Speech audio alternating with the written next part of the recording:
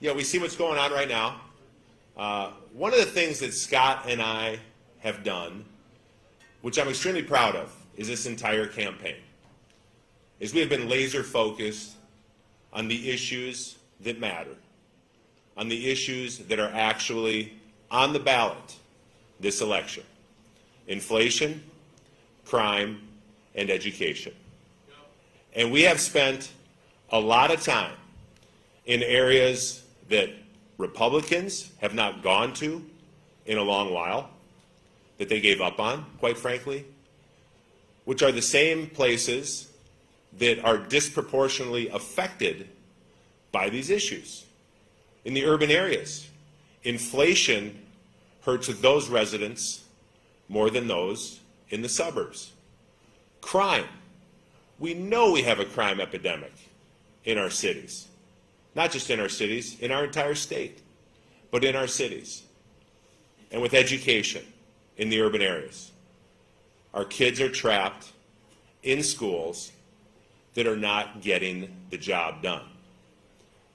And so it is disappointing to see the numbers come in from Hennepin County, and those numbers to be pretty much identical to what they were in 2018, when things were actually better in our state with those three core issues. So I don't know what's going to happen. You don't know what's going to happen.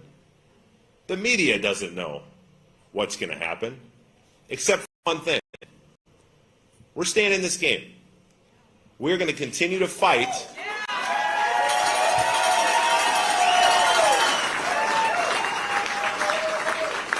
We're going to continue to fight until we can't fight no more, okay? Hang in there. We've come this far. I mean, are you going to go to a better party than this? No. I doubt it, all right? Stay here and let's see what happens.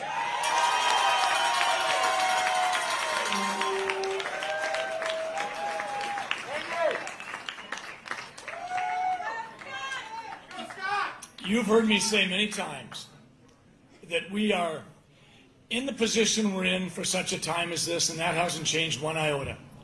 For a moment, imagine if we hadn't collected our energy together. Imagine if we had said crime isn't a big deal, and that it's okay to have people say that police are a cancer and they should be dismantled and defunded, and there wasn't a voice that pushed against it. Imagine if we said that when you're in the face of inflation, it's okay to do things that will raise energy costs and make it more costly for refineries to get gas in our tanks.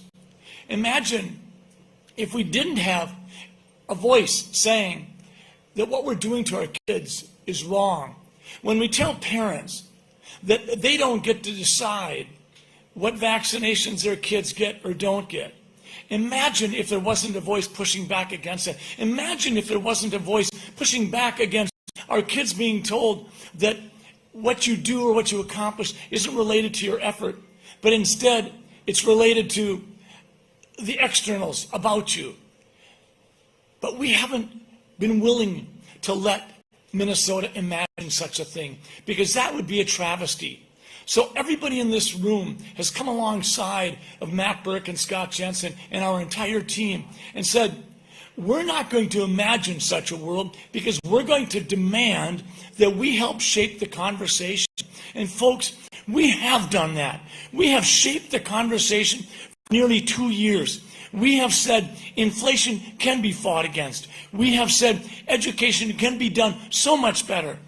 We have said that crime is out of control, that when you don't even track carjackings prior to Tim Walz coming on board, and now we have 780 carjackings in 2021, we cannot imagine a countering voice not being present. That's what we together tonight are. We're to shape the conversation. But I will say this, the irony is deafening. The irony that where Matt and I spent so much time in the urban areas trying to elevate the message of what's happening, that when you do the things that were done, when you lock kids out of school, the groups that you're hurting the most are so often those who live in densely urban populations. We know what we stand for. We know that we have a moral compass that we share with you. Clearly, Hennepin County and Ramsey County numbers have been disappointed. But you see the numbers closing in slowly, and we don't know what's yet to come. But I want to just say this. Every one of you here has helped shape the conversation. And if it isn't for this time around, it may be the next time. But regardless, we cannot imagine not having that powerful voice that represents a movement. When the night is over, who knows? Perhaps the machine and the money and the control of the media might be enough, one more time, for the little Tim Walz. We don't know yet. We're not done yet. When I leave this stage, we're joining you. We're going to walk side by side with you. We're going to remember what we stand for. We still believe that the big issues should be discussed. We still believe that things like Social Security should not be double taxed. That you can talk about a personal income tax. You can talk about how do we get Minnesota to be the part of the North, the economic hub. That's what we're going to do.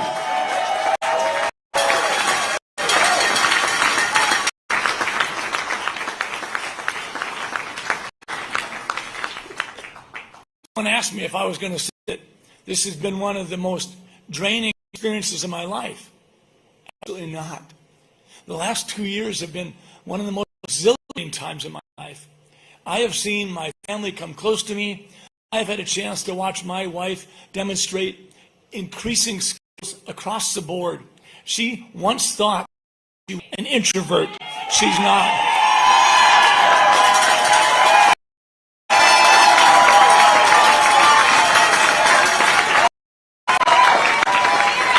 This girl's no introvert. We've been together 44 years and she still rocks my world. We're in this together. We'll keep watching the numbers, but don't imagine that your voice ever gets to stop. We're shaping the conversation. We're changing Minnesota. We're changing the world. Thank you.